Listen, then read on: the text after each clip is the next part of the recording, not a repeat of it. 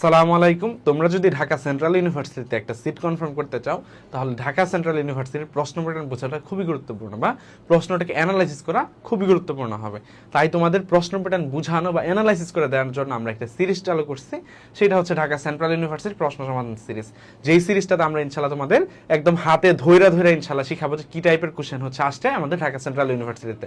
So ভিডিওটা খুবই গুরুত্বপূর্ণ হবে, সবাই শেষ পর্যন্ত ভিডিওটা দেখবা আর শেয়ার করার মাধ্যমে বেশি মানুষের কাছে পৌঁছানোর সুযোগ করে দেবা। তাহলে চলো আমরা শুরু করি। দেখো প্রথম যে কোশ্চেনটা বলছে কি নিচের কোন উক্তিটি ফেনল এবং অ্যালকোহল উভয়ের ক্ষেত্রে সঠিক হবে। আচ্ছা তাহলে দেখো অপশনগুলো কি কি আছে। PCl5 এর সাথে বিক্রিয়া করে, রাইমারটাইমেন বিক্রিয়া করে, ব্রোমিনের সাথে বিক্রিয়া করে, লুকাস বিক্রিয়ার সাথে বিক্রিয়া করে। তাহলে এই যে জিনিসগুলো আছে এটা যদি একটু আমরা চিন্তা করি তাহলে দেখো আমাদের এই যে PCl5 আছে এর সাথে কি আমাদের ফেনল এবং অ্যালকোহল দুইজনেই বিক্রিয়া করে। কি করে? দুইজনে বিক্রিয়া করে। ঠিক আছে, আচ্ছা তাহলে এইটা একটা জিনিস, এইটা আমাদের তাহলে আনসার হয়ে যাচ্ছে।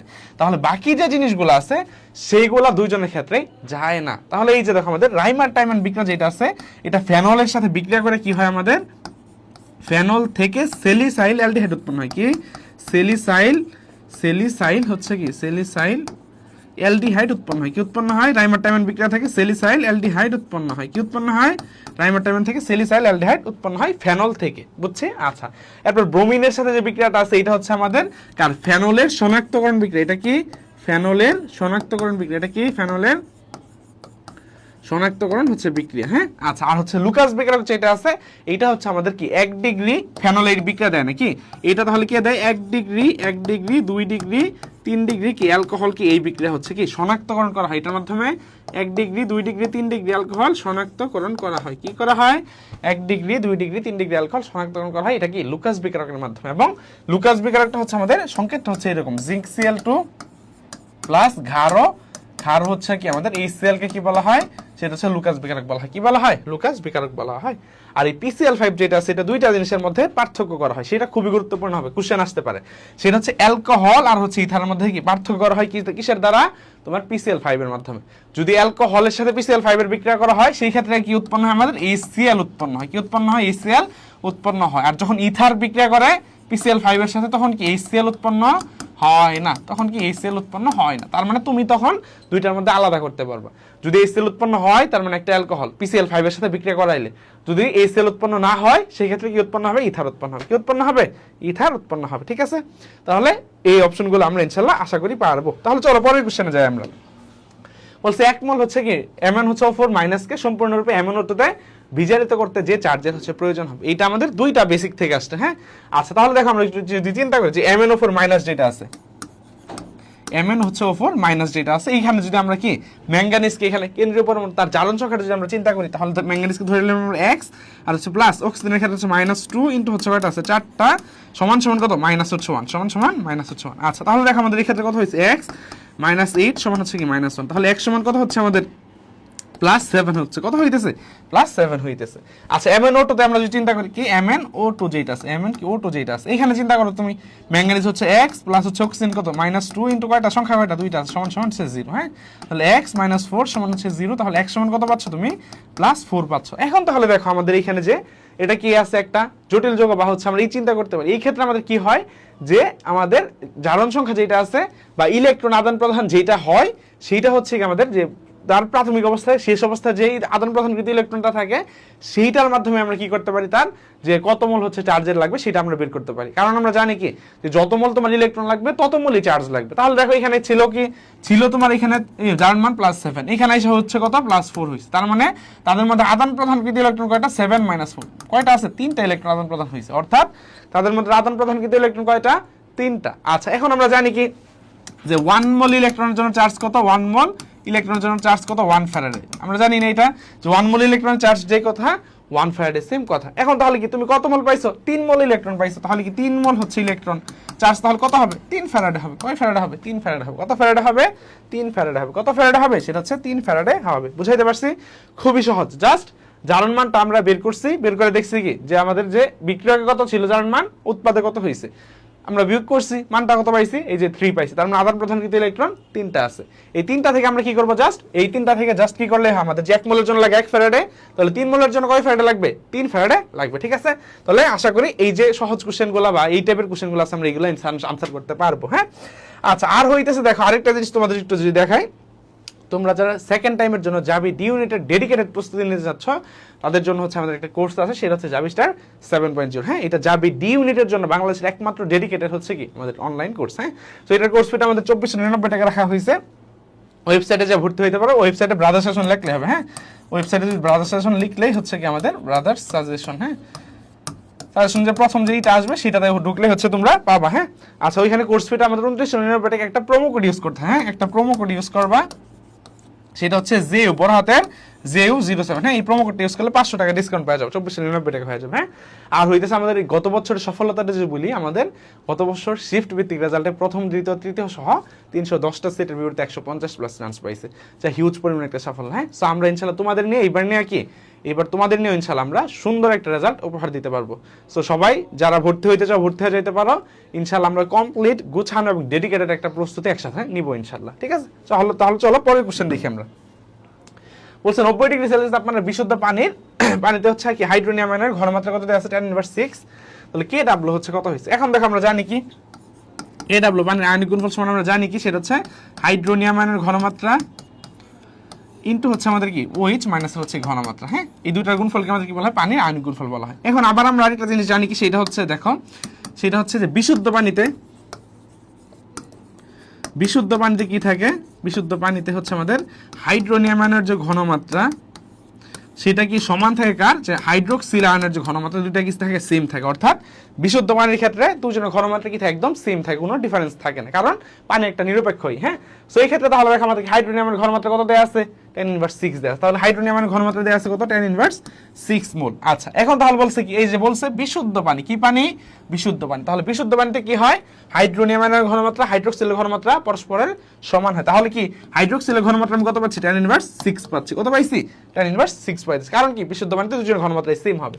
এখন তাহলে এই মানটা এখানে নিয়ে এসে বসায় দাও, তাইলে হচ্ছে হয়ে যাবে। হ্যাঁ, এই মানটা এখানে নিয়ে এসে বসাই দিলে হবে। তাহলে কি হাইড্রোক্সিলের ঘনমাত্রা পাইছি আমি 10^6 ইনটু হাইড্রোনিয়ামের ক্ষেত্রে 10^6, হাইড্রোক্সিলের ক্ষেত্রে কত, 10^6। তার মানে কত হবে, টোটাল 10^12 হবে। তাহলে কত, 10^12 হবে। কত হবে, 10^12 হবে। কত হবে তাহলে KW এর মান কত হবে, 10^12। কত হয়েছে, 10^12। ঠিক আছে, সো সিম্পল একটা সহজ একটা মেথড। হ্যাঁ, জাস্ট মান বসাইলে আনসার হয়ে যাচ্ছে। হ্যাঁ, আচ্ছা, চলো পরেরটাতে যাই আমরা। বলছে 0.5 লিটার পানিতে 0.05 গ্রাম হচ্ছে অক্সিজেন দ্রবীভূত থাকলে ডিওর হচ্ছে মান কত ppm হবে। এই যে দেখো, এই যে এটা কি তোমার ধরো হচ্ছে ডিওর মান যেটা আছে, এটা পানিতে দ্রবীভূত অক্সিজেনের পরিমাণ কতটুকু আছে এটা পরিমাপ করতে ব্যবহার করা হয়। বা ধরো পানিতে অক্সিজেনের কি বলে আর্সেনিক, বক্সিন, এগুলোর পরিমাণ কতটুকু আছে এইটা পরিমাপ করার জন্য কি করা হয়, আমাদের ডিওটা হচ্ছে দরকার হয়। এখন তুমি চিন্তা করো, পানিতে কি আর্সেনিকের পরিমাণ খুবই অল্প পরিমাণে থাকে, আর্সেনিক বা বিষাক্ত যে পদার্থটা পরিমাণ অল্প পরিমাণে থাকে। এখন এই অল্প পরিমাণ জিনিস পরিমাপের জন্য আমার কি করতে হয়, কোন এককের সাহায্যটা নিতে হয়, সেটা হচ্ছে ppm এককের সাহায্য নিতে হয়। কার সাহায্য নিতে হয়, ppm এককের সাহায্য নিতে হয়। কারণ আমরা জানি কি ppm মানে পার্টস পার হচ্ছে মিলিয়ন, অর্থাৎ অনেক ক্ষুদ্র একটা জিনিস। ধরো তুমি সমুদ্রে 1 ফুটা লবণ ফালাইছো, সেইটার যে ঘনমাত্রাটা হয়েছে সমুদ্রের পানিতে, সেইটা নির্ণয় করার জন্য আমার কি লাগে, ppm লাগে। অর্থাৎ খুবই ক্ষুদ্রাতি ক্ষুদ্র জিনিসের ঘনমাত্রা নির্ণয়ের জন্য কি লাগে, ppm লাগে। তার মানে তুমি দেখো 0.05 গ্রাম অনেক ছোট একটা জিনিস। সো এই ছোট জিনিসের জন্য ঘনমাত্রা নির্ণয় করার জন্য কি ব্যবহার করবো, আমি ppm এর যে সূত্রটা আছে সেইটা ব্যবহার করে আমি এই ডিওর মানটা বের করতে পারবো। ঠিক আছে, তাহলে দেখো আমরা একটু দেখি। তাহলে ppm এর ক্ষেত্রে আমরা সূত্র কি জানি, ppm সমান হচ্ছে কি আমাদের মিলিগ্রাম পার হচ্ছে লিটার, এটা হচ্ছে ppm এর এককের সূত্র। হ্যাঁ, তাহলে এখন জাস্ট এটা করলেই হয়ে যাবে। হ্যাঁ, তাহলে দেখো আমরা একটু দেখি, গ্রাম এটা কি দেয়া আছে, গ্রাম দেয়া আছে, তো এটাকে কি করতে হবে, মিলিগ্রামে নিতে হবে। কত দেয়া আছে, 0.05 হচ্ছে গ্রাম। তাহলে এটাকে মিলিগ্রামে নিতে হলে কি করতে হবে, 0.05 ইনটু কি 1000 দিয়ে গুণন করতে হবে, 1000 কি মিলিগ্রাম, 1000 হচ্ছে মিলিগ্রাম। তাহলে দেখো কি হবে আলটিমেটলি, তাহলে আমরা 5 কে লিখতে হবে 5 × 10^2, 5 × 10^2 ইনটু হচ্ছে কি 10 কিউব ইনটু হচ্ছে 10 কিউব। তাহলে দেখো তিনটা থেকে দুইটা চলে যাবে, একটা থাকবে। তাহলে কি 5 ইনটু কত থাকবে, সেটা হচ্ছে 10 থাকবে। কত থাকবে, 5 × 10 অর্থাৎ 50। তাহলে কত পাইলা, মিলিগ্রাম পাইছো হচ্ছে 50 মিলিগ্রাম। কয় মিলিগ্রাম পাইছো, 50 মিলিগ্রাম পাইছো। আর আয়তন কি আছে, লিটার এককে আছে। তার মানে কি করবো, জাস্ট ppm সমান তাহলে কি হবে, ppm সমান হচ্ছে কি W বাই হচ্ছে V হবে জাস্ট। হ্যাঁ, তাহলে মান বসো। তাহলে W এর মান কত পাইছে, 50। তাহলে 50 বাই হচ্ছে আয়তন কত আছে, 0.5 হচ্ছে লিটার আছে। হ্যাঁ, আচ্ছা, তাহলে কাটাকাটি করি আমরা। তাহলে 50 5 কে লেখা যায় 5 ইনটু হচ্ছে কত, tan ইনভার্স হচ্ছে 1, 5 ইনটু tan ইনভার্স 1। তাহলে উপরে কি 50 দেখো, নিচে tan ইনভার্স 1, সে ইনভার্স আকারে আছে, উপরে গেলে পাওয়ার হয়ে যাবে, উপরে গেলে কি হবে তাহলে tan টু দি পাওয়ার হচ্ছে 1, নিচে 5। এই যে দেখো তাহলে 5 10 দিয়ে কাটলে 50 দিয়ে কাটলে কত হয় 10, তাহলে 10 ইনটু 10 কত হবে, 10 ইনটু হচ্ছে 10, সেটা কত হবে, সেটা 100 হবে। তাহলে কত ppm হবে, 100 ppm হবে। কত ppm হবে, 100 ppm হবে। তাহলে কত ppm হবে, 100 ppm হবে। বুঝছি? আচ্ছা, এরপরেরটা দেখো আমরা বলছে OH মাইনাসের অনুবন্ধী অ্যাসিড কোনটা, OH মাইনাসের অনুবন্ধী অ্যাসিড কোনটা। এখন তাহলে দেখো মনে রাখবা, অনুবন্ধী মানে উল্টা, অনুবন্ধী মানে হচ্ছে উল্টা, হ্যাঁ, অনুবন্ধী মানে উল্টাটা হয়, হ্যাঁ। তাহলে ধরো আমাদের বললাম যে অম্ল, অম্ল প্লাস হচ্ছে ক্ষার, তাহলে কি বিক্রিয়া হচ্ছে উৎপাদ হয়েছে, তাহলে অম্ল থেকে যেটা আসবে অম্লের উল্টাটা আসবে, কি হবে সেটা, অম্লের উল্টা কি, সেটা হচ্ছে কি অনুবন্ধী। তাহলে এই পাশে কি থাকে, অনুবন্ধী, অম্লের উল্টাটা কি ক্ষার, তাহলে এটা হচ্ছে অনুবন্ধী ক্ষার, এটা কি অনুবন্ধী ক্ষার, ঠিক আছে। আচ্ছা, প্লাস ক্ষার থেকে যেটা আসবে, কি আমাদের ক্ষার থেকে যেটা আসবে সেটা কি বলা হবে, অনুবন্ধী, ক্ষারের উল্টাটা কি, সেটা হচ্ছে অম্ল, সেটা হচ্ছে কি আমাদের অম্ল, ঠিক আছে। ক্ষারের উল্টাটা কি, সেটা আমাদের অম্ল হয়েছে, ক্ষারের উল্টাটা অনুবন্ধী অম্ল হয়েছে। এখন তাহলে দেখো আমরা যে চিন্তা করি যে এগুলো বের করার জন্য আমাদের কি করতে হবে, বলছি সবসময় পানির সাথে বিক্রিয়া করাবে, কার সাথে বিক্রিয়া করাবে, পানির সাথে বিক্রিয়া করাবে। তো যেহেতু এখানে OH মাইনাস আছে, একটা পানিরই একটা পোর্শন আছে, সেই ক্ষেত্রে আমরা পানির সাথে বিক্রিয়া করবো না, এই ক্ষেত্রে একটা HCl এর সাথে বিক্রিয়া করাই। ধরো আমরা দিলাম যে হচ্ছে OH মাইনাস প্লাস হচ্ছে HCl এর সাথে বিক্রিয়া করাইছি, কি HCl এর সাথে বিক্রিয়া করছে। এখন তাহলে দেখো এখানে কি বলছে, OH মাইনাসের অনুবন্ধী অ্যাসিড, অনুবন্ধী অ্যাসিড মানে কি, এটা কই থেকে আসবে, ক্ষার থেকে আসবে, কই থেকে আসবে, উৎপন্ন কই থেকে হবে, ক্ষার থেকে উৎপন্ন হবে, ঠিক আছে। কই থেকে উৎপন্ন হবে, ক্ষার থেকে উৎপন্ন হবে, ঠিক আছে। আচ্ছা, আবার আরেকটা আমরা জিনিস জানি, যারা অম্ল কারা, যারা হচ্ছে H+ কি দান করে তারা হচ্ছে কি আমাদের অম্ল, ক্ষার কারা, যারা H+ যারা কি গ্রহণ করে তারা হচ্ছে কি আমাদের ক্ষার। অর্থাৎ এখন তাইলে এটা কি অনুবন্ধী অ্যাসিড যেহেতু ক্ষার থেকে আসছে, অর্থাৎ OH মাইনাস যেটা আছে এটা ক্ষার হিসেবে কাজ করতে হবে, অর্থাৎ H+ গ্রহণ করতে হবে তার, ঠিক আছে। এখন তাহলে দেখো এখানে এই যে HCl আর OH মাইনাস আছে, তার মানে কি তার একটা H+ গ্রহণ করতে হবে, গ্রহণ করলেই তো সে ক্ষার হবে, নাইলে তো ক্ষার হওয়া সম্ভব না, নাইলে ক্ষার হওয়া সম্ভব না। তাহলে দেখো আমরা যদি দেখাই, তাহলে এইখান থেকে এই যে একটা হাইড্রোজেন সে কি এখানে গ্রহণ করবে, গ্রহণ করে কি হয়ে যাবে, পানি হয়ে যাবে, কি হবে, পানি হবে। তাহলে কি এখানে সে গ্রহণ করছে, সে কি করছে, গ্রহণ করছে, H+ গ্রহণ করছে, যেহেতু সে গ্রহণ করছে তার মানে সে কি আমাদের ক্ষার।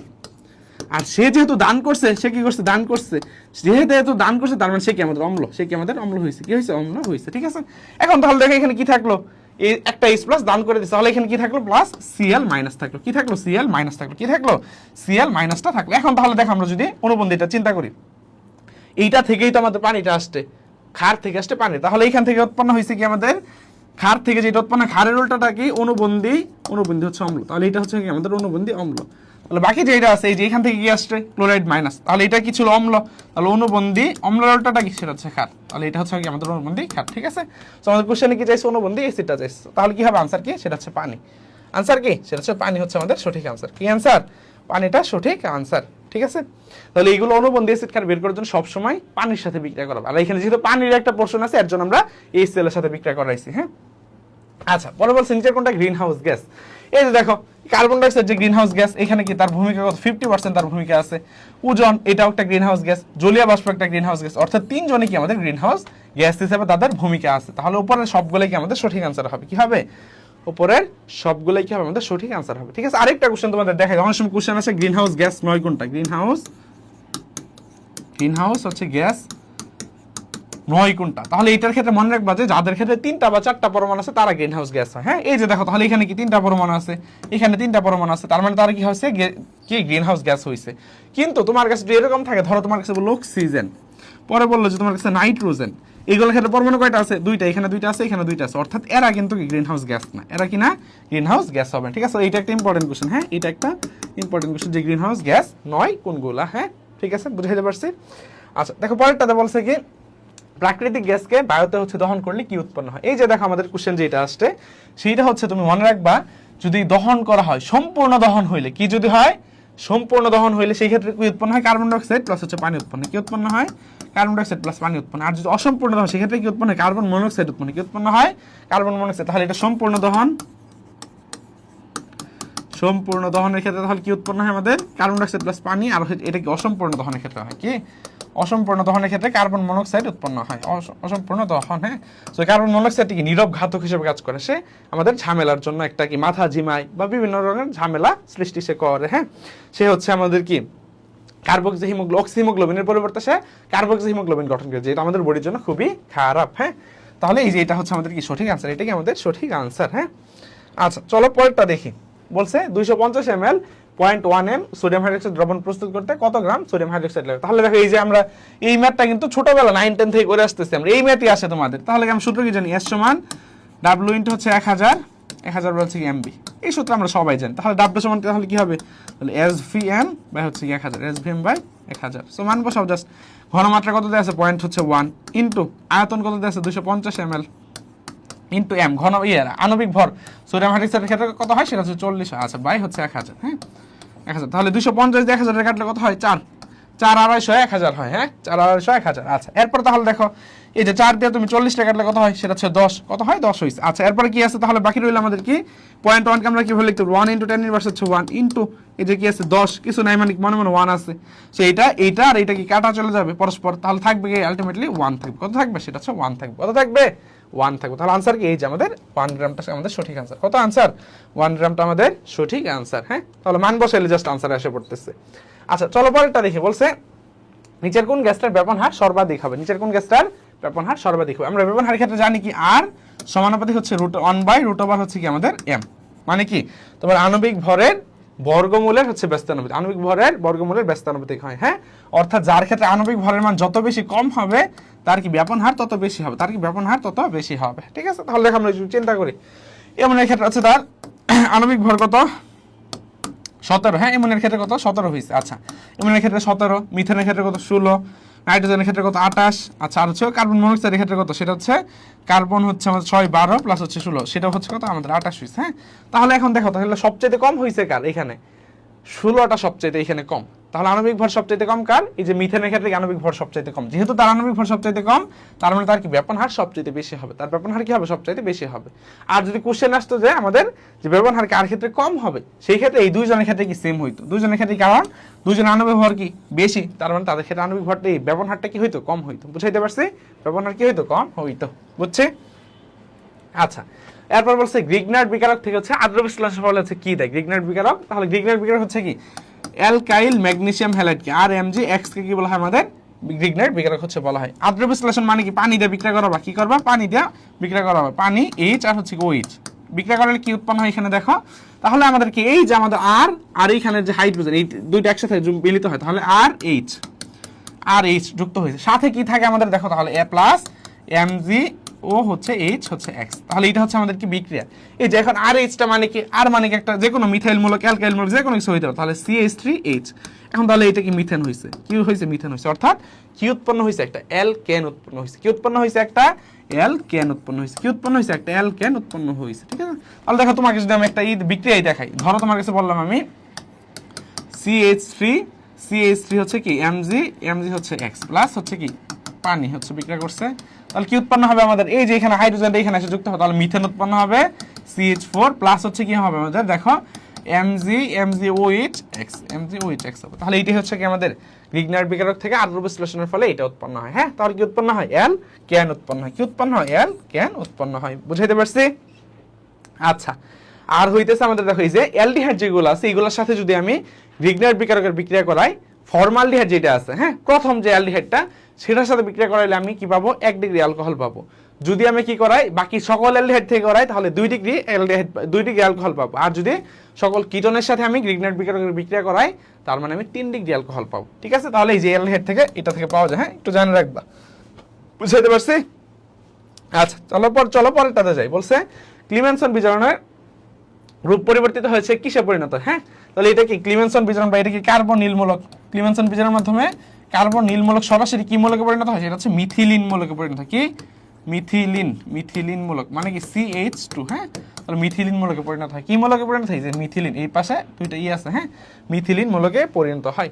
এটা খুবই গুরুত্বপূর্ণ একটা কোশ্চেন, হ্যাঁ খুবই গুরুত্বপূর্ণ একটা কোশ্চেন যে ক্লিমেনসন বিজারণের মাধ্যমে কি হয় মিথিলিন মূলকে পরিণত হয়। আমরা আরেকটা জিনিস দেখো তোমাদের সহজ করে, গত ক্লাসে আমি বলছিলাম তোমাদের, তারপর একটু বলে দিই যে দেখো অ্যালকেন যদি তুমি জারণ করো কি জায়মান হচ্ছে কি অক্সিজেন দ্বারা, করলে কি পাবা তুমি অ্যালকোহল পাবা। যদি অ্যালকোহলকে জারণ করো সেই ক্ষেত্রে তুমি কি পাবা কার্বনিল মূলক পাবা। কি কার্বনিল মূলক মানে কি অ্যালডিহাইড কিটোন পাবা।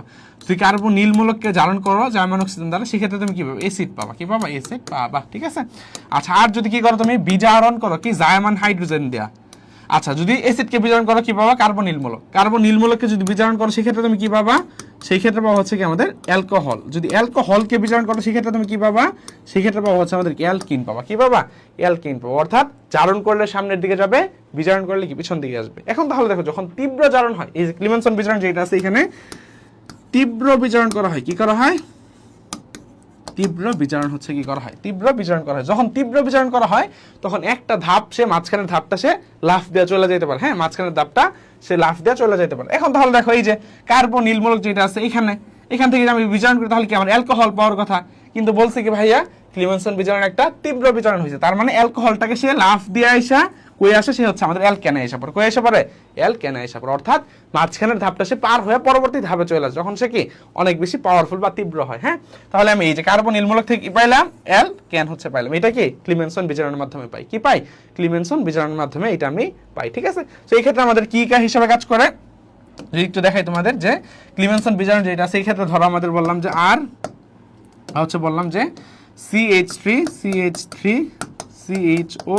তাহলে এই ক্ষেত্রে যদি তুমি হচ্ছে বিক্রিয়া করো প্লাস হচ্ছে ধরো আমাদের কি জার্মান হাইড্রোজেন দিয়ে বিক্রিয়া করাইলে সেই ক্ষেত্রে তুমি কি পাবা সেটা দেখো আমাদের যে এক্ষেত্রে হচ্ছে জিঙ্ক অ্যামালগাম মার্কারি থাকে, সাথে হচ্ছে আমাদের কি থাকে এখানে ঘাড়ো HCl থাকে। কি জিঙ্ক অ্যামালগাম এবং কি মার্কারি সাথে যে কোনো কিছুর সাথে মার্কারি থাকে মানে অ্যামালগাম বোঝায়। হ্যাঁ তাহলে জিঙ্ক অ্যামালগাম সাথে হচ্ছে HCl ঘাড়ো HCl থাকে।